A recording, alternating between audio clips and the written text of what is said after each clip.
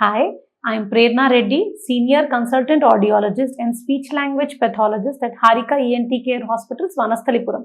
ఈ రోజు మనం common challenges of hearing AIDS గురించి మాట్లాడుకుందాం. Generally a lot of people face challenges. చాలా మందికి చాలా ఇబ్బందులు అవుతాయి హియరింగ్ ఎయిడ్స్ తీసుకున్నాక కూడా. ఈ ఛాలెంజెస్ ఏంటి, వాటికి మనం ఏం సొల్యూషన్ చూడొచ్చు, దాని గురించి మాట్లాడుకుందాం. నంబర్ 1 ఛాలెంజ్ అనేది పేషెంట్స్ మాకు చెప్పేది మా సౌండ్, ఒక కూ అనే విసిలింగ్ సౌండ్ అనేది కాన్స్టెంట్ గా హియరింగ్ ఎయిడ్ నుంచి వస్తుంది అని. దానికి సొల్యూషన్ ఏంటి అంటే, ఒకవేళ మీ చెవులో అది మీ మైక్రోఫోన్ మళ్ళా మీ సౌండ్ పికప్ చేసుకోవడం వల్ల వస్తుంది. సో దానికి సొల్యూషన్ ఏంటంటే, మీ ఆడియాలజిస్ట్ ని సరిగ్గా మోల్డ్స్ ఇచ్చన్నా, లేకపోతే మీ ఇయర్ టిప్ సైజ్ సరిగ్గా చెవు లోపల కూర్చోకపోతే, లూజ్ ఉంటే ఆ సౌండ్ మళ్ళా పికప్ చేసుకుంటది మైక్రోఫోన్. దానివల్ల మీకు స్పీచ్ కన్నా కూ అనే శబ్దం మరి ఎక్కువగా వినిపిస్తుంది. సో ఆ ప్రాబ్లం కి సొల్యూషన్ ఇది. సో మీరు మంచి కరెక్ట్ ఇయర్ టిప్ అన్న పెట్టుకోవాలి, లేకపోతే మీకు పెద్ద ఇయర్ కెనాల్ ఉంటే దానికి ఇయర్ మోల్డ్స్ అన్న చేయించుకోవాలి. దీంతో మీకు ఆ సౌండ్ రావడం బంద్ అయిపోతుంది, మీకు వినిపించింది హియరింగ్ ఎయిడ్ తో క్లియర్ గా వినిపిస్తుంది. రెండోది, చాలా మంది హియరింగ్ ఎయిడ్స్ తో చాలా బ్యాక్గ్రౌండ్ నాయిస్ వస్తుందని చాలా కంప్లైంట్ చేస్తుంటారు. నాకు ఫ్యాన్ సౌండ్ కూడా, నాకు ఎవరైనా వస్తుపోతుంటే, ఎవరైనా నడుస్తుంటే, ఏమైనా సామాన్ కదులుతుంటే కూడా చాలా డిస్టర్బెన్స్ గా అనిపిస్తుంది అని చెప్తారు. దీని సొల్యూషన్ ఏంటి? దీని సొల్యూషన్ ఏముందంటే, ఈ మధ్య వచ్చే డిజిటల్ హియరింగ్ ఎయిడ్స్ లో నాయిస్ రిడక్షన్ అని ఒక ఉంటది.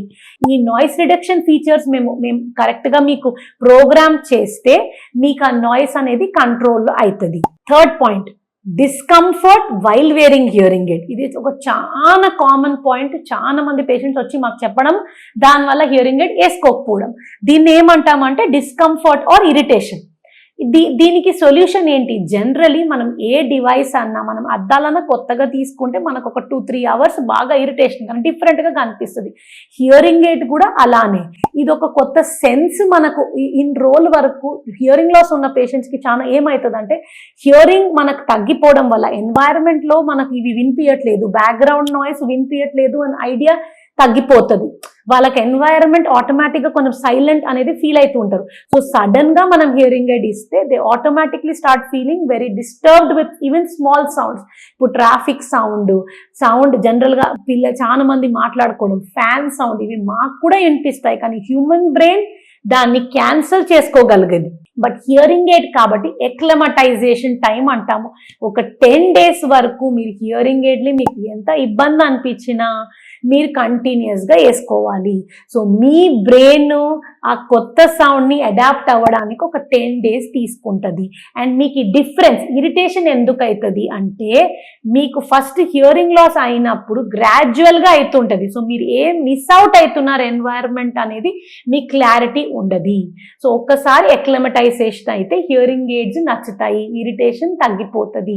ఈ 10 days వరకు జనరల్ గా మీకు బాగా ఫీలింగ్ ఉందంటే, మీ ఆడియాలజిస్ట్ ని ఫస్ట్ ప్రోగ్రామింగ్ కరెక్ట్ గా మళ్ళా వెళ్ళి ఒక 2 times ప్రోగ్రామింగ్ చేయించుకోండి. సో అది కూడా మీకు హెల్ప్ అవుతుంది. 4th థింగ్ వచ్చేసి స్పీచ్ క్లారిటీ. నాకు స్పీచ్ అంత క్లియర్ గా లేదు, నాకు వేరే వాళ్ళు మాట్లాడుతుంటే వినబడుతుంది కానీ స్పీచ్ క్లారిటీ అంతగనం లేదు. వెనకాల నుంచి మాట్లాడుతుంటే అసలు స్పీచ్ క్లారిటీ లేకపోవడం, కొన్ని సౌండ్ స్పెసిఫిక్ గా స్పీచ్ క్లారిటీ లేకపోవడం అని చాలా మంది పేషెంట్స్ చెప్తుంటారు. సో స్పీచ్ క్లారిటీకి మేము ఏం చేయాలి? స్పీచ్ క్లారిటీకి ఈ మధ్య డైరెక్షనల్ మైక్రోఫోన్స్ వస్తున్నాయి. ఇప్పుడు ఏమవుతుందంటే, హియరింగ్ ఎయిడ్ కి చాలా మైక్రోఫోన్స్ ఉంటాయి. It picks up from all the environments, అన్ని వెనకాల నుంచి. సో డైరెక్షనల్ మైక్రోఫోన్స్ ఉన్న హియరింగ్ ఎయిడ్ మీరు తీసుకుంటే, మీ హియరింగ్ ఎయిడ్ వెనకాల నుంచి ఎవరైనా దూరం నుంచి మాట్లాడినా స్పీచ్ క్లారిటీ బెటర్ అవుతుంది.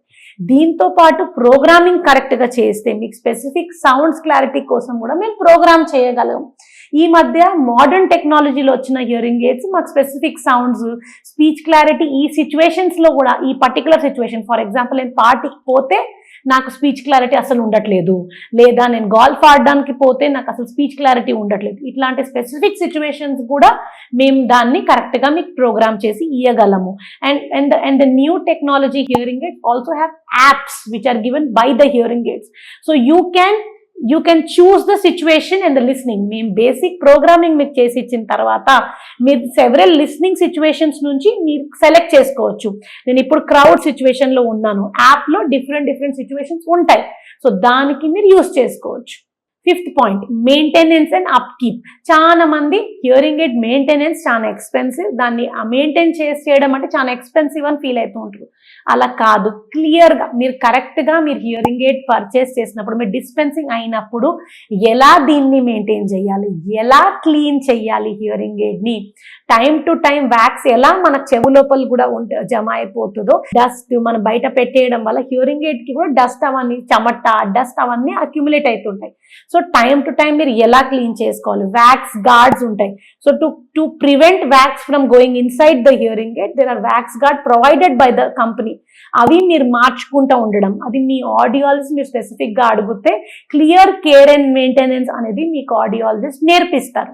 ఇవి మీరు నేర్చుకుంటే ఎక్స్పెన్సివ్ ఏం కాదు అండ్ సింపుల్గా మీరు మెయింటైన్ చేసుకోవచ్చు మీ హియరింగ్ ఎయిడ్. మేజర్ మెయింటెనెన్స్ క్లీనింగే ఉంటుంది, అది మీరు చేసుకోవాలి. అండ్ టైం టు టైం ఒక 6 monthsకి ఒకసారి మీ హియరింగ్ని మీరు ఫాలో అప్ టెస్ట్ చేసుకోవాలి. ఎందుకంటే మనం ఎంత హియరింగ్ ఎయిడ్ వాడినా సరే మన లాస్, ఏజ్ వల్ల వచ్చిన లాస్ అనేది పెరుగుతూ ఉండొచ్చు. ఎందుకంటే వయసు పెరుగుతుంది కాబట్టి లాస్ కూడా పెరుగుతూ ఉండొచ్చు.